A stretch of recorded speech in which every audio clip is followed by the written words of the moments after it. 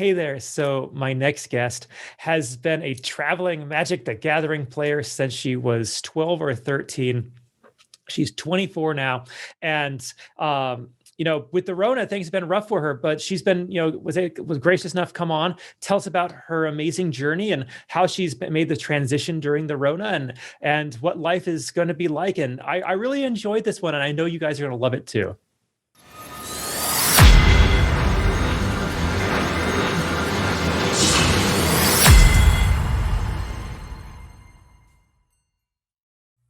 Hey there, everybody. Welcome back to the Gamerpreneur podcast. I'm your host, Dr. Bradford Carlton.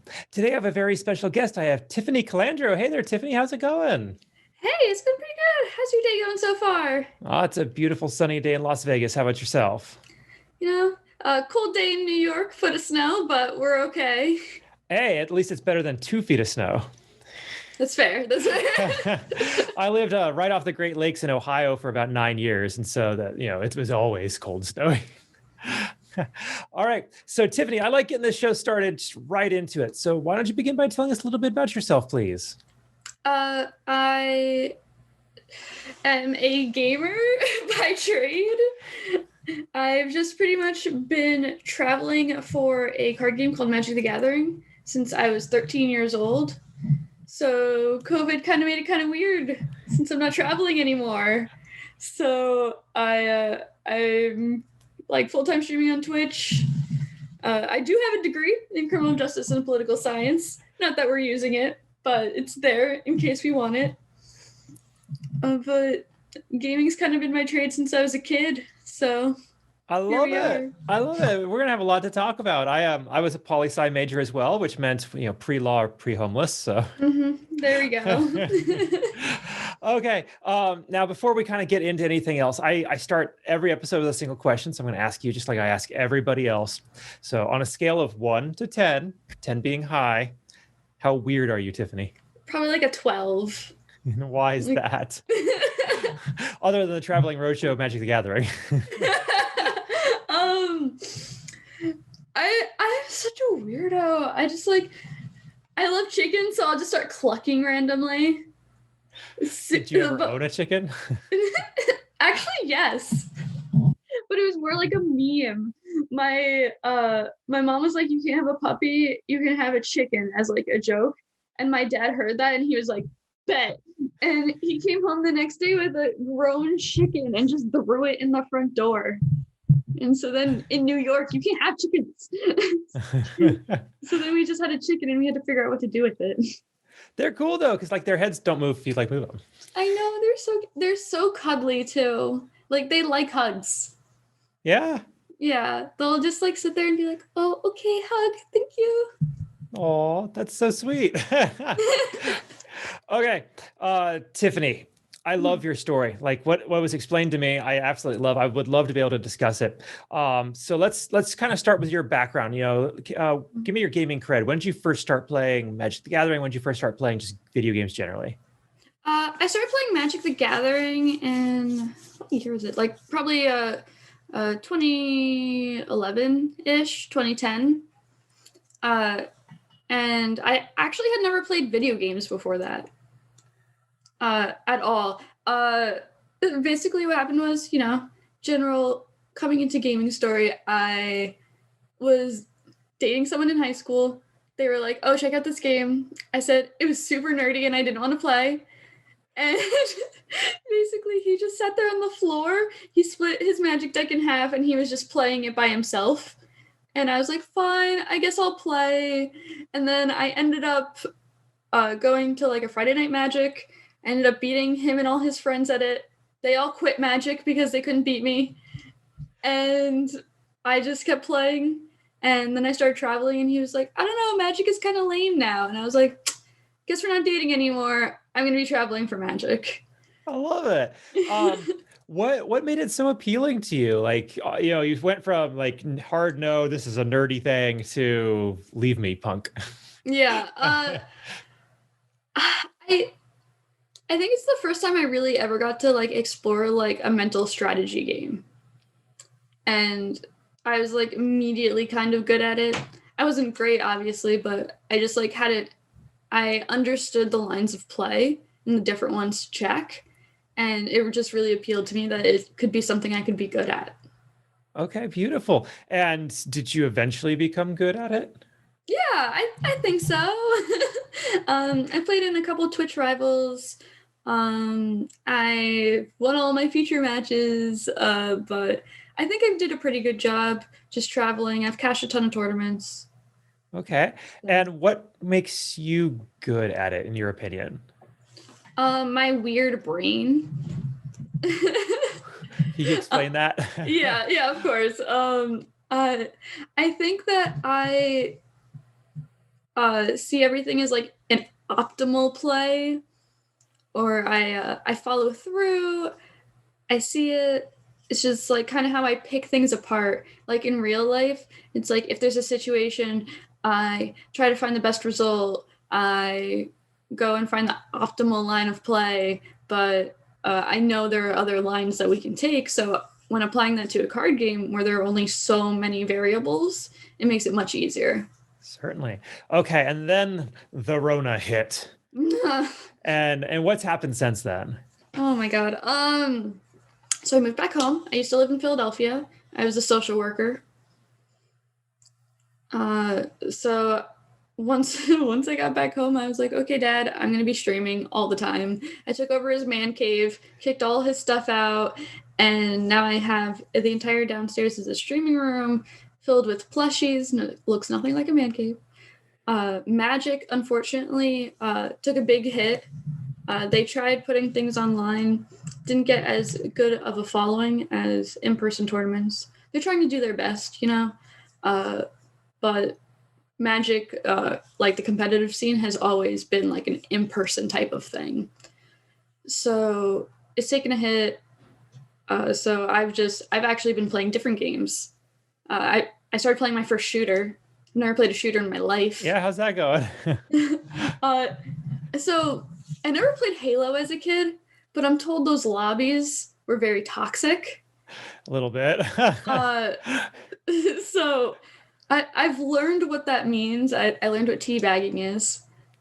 It took me until the year 2020.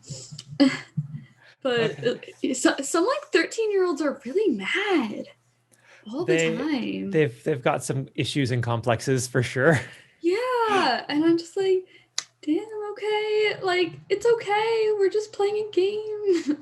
but Valorant is super fun. I love it. I'm okay at it, but I'll like put in 12 hours a day to like try to be better, just because like I love the content creators for shooters like Fortnite or Valorant.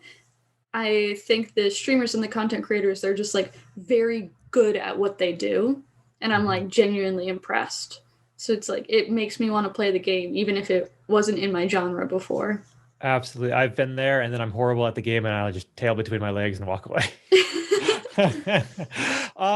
This is fantastic. Okay. So, what do you think is going to happen post Rona? Are you going to go back to Magic? Do you think the same kind of scene is going to be there? Are you just going to be at the top of the heap because there's going to be so few people? What do you think is going to happen?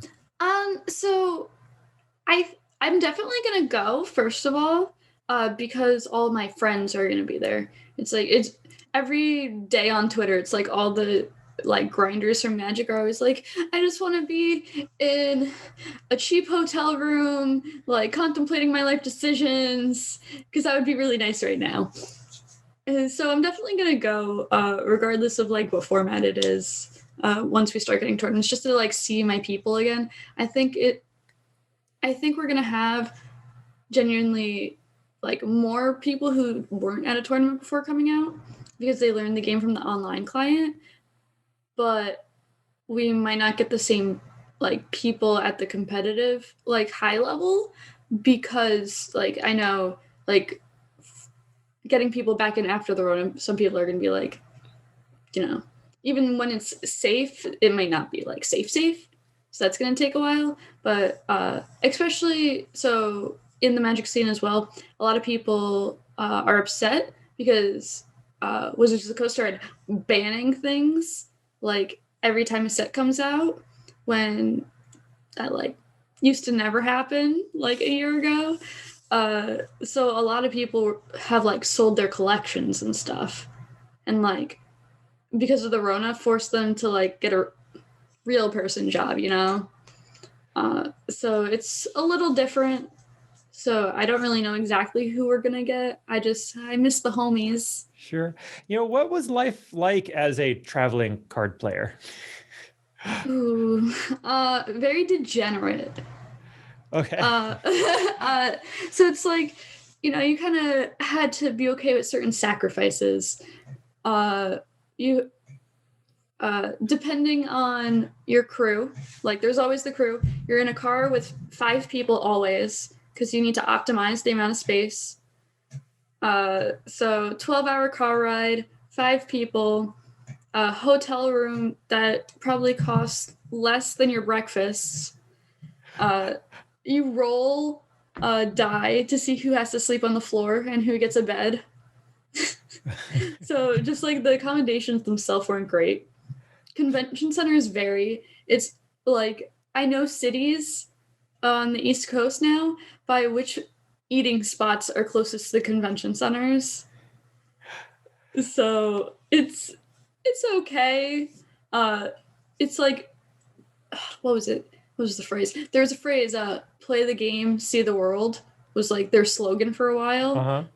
But you would just see convention centers. So it's like play the game, see convention centers was like kind of the joke. And that's pretty much what it was. It's like light hotel rooms and then convention centers. And is that the kind of life you want to get back to? Or like, is it one of those things that you just kind of feel you have to? It's comfortable, Okay. I think, because I've been traveling since I was like 12, 13 years old. So it's like all the people I grew up with, they're there. But like they're all scattered across the country and all over the world. So if I don't go to them, I don't get to see them. Sure. Like What was it like being underage and doing this? How were your parents? Was it difficult? Was it, a thrilling adventure? Like it was a thrilling adventure, but it was so difficult because obviously, especially being a girl, going, I had to convince my dad, like, hey, Dad, I'm going to go like 10 hours away and be in a hotel room with a couple guys. And you just have to be okay with that. He was like, not really. Luckily, one of the people who like I was in a band with, his name was Jory. My dad loved him to death for no reason. He was super irresponsible, but he was just like, anything with Jory is okay. So I would just always make sure Jory was in the car, and my dad would just say okay to wherever the tournament was any day. Skip days of school, fine. Go halfway across the country, fine. If Jory's there, you're fine. Okay.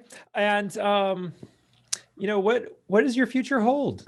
Obviously, once the Rona's over, you hope to get back into it, but, are you going to go back to Philly? Are you going to go back to being a social worker? What's life going to be like for Tiffany? So right now I'm a pharmacy technician and I'm saving up money because I want to go to grad school. I want to go for environmental law, ideally. But that's still, I don't think that's going to happen immediately after the Rona starts, or stops rather, either, just because grad school is expensive.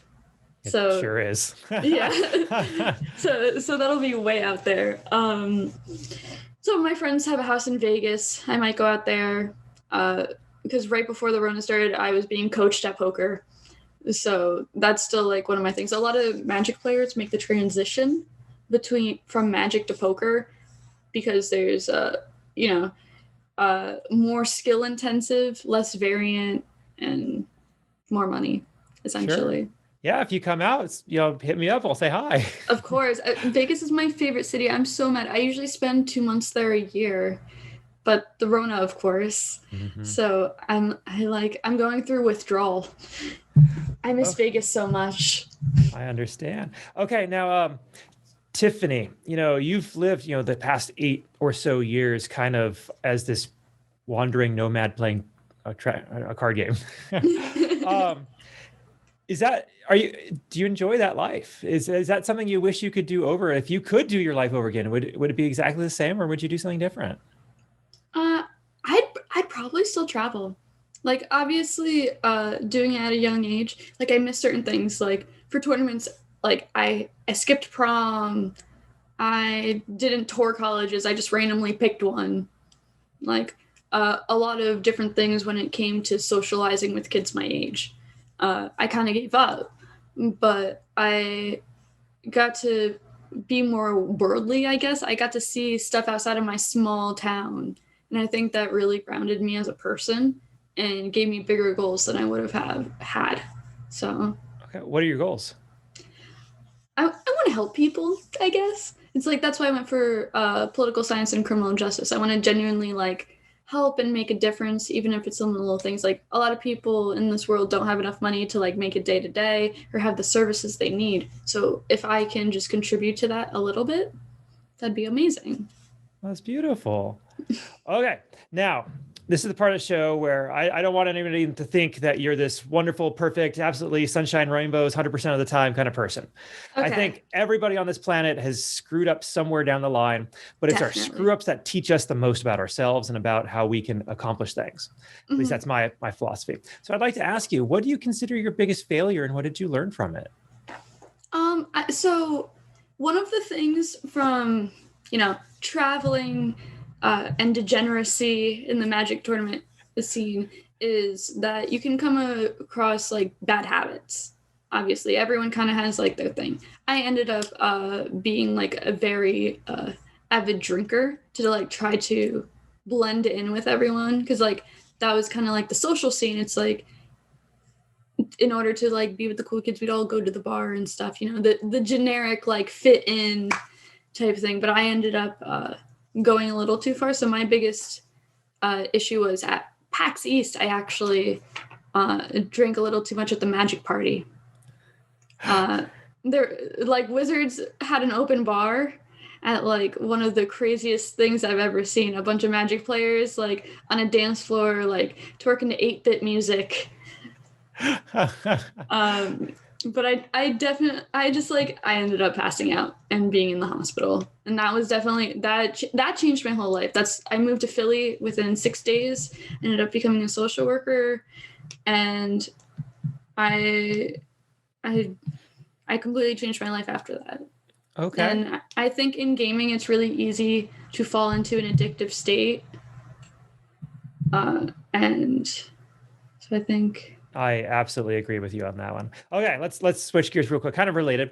What is something that you're working to improve on yourself today? Probably like my mental health, I think like on myself, it's really hard, especially on the road, to be able to do things at home. Like I'm 24 and I just stopped going to my pediatrician. Like I like last week, I just went to my first doctor and he was like, all right, what other doctors do you go to? I'm like, I straight up have been going to the same doctor since I was 0. He was like, what are you doing? I didn't know that was an option. Yeah, so my pediatrician's been like asking me to leave for like years. And I was just like, no, I'm good. So it's like stuff like that. Now that I'm home, I get to change doctors. I still don't have my license, so we're still working on that. Because like as a kid, at 16, traveling for Magic, I was just getting in the car with the people who already had their licenses on the weekends. So it was never necessary. I just never had to drive. Now I'm 24 without a license, and maybe I could use it right now. Well, with the lockdowns, probably not, but yeah. So driving school's not really an option right now either. So, but I get to see doctors, use my dad's insurance before it runs out. You get to be an adult. Yeah. I just got my wisdom teeth out. That's not fun. No, it wasn't fun. Insurance did not cover that. Oh no. So, but I looked like a cute chipmunk, so it's fine. I was a bleedy chipmunk. Okay, Tiffany, kind of one more fun question before we bring this in for a landing. What is something that you think people misunderstand about you the first time they meet you?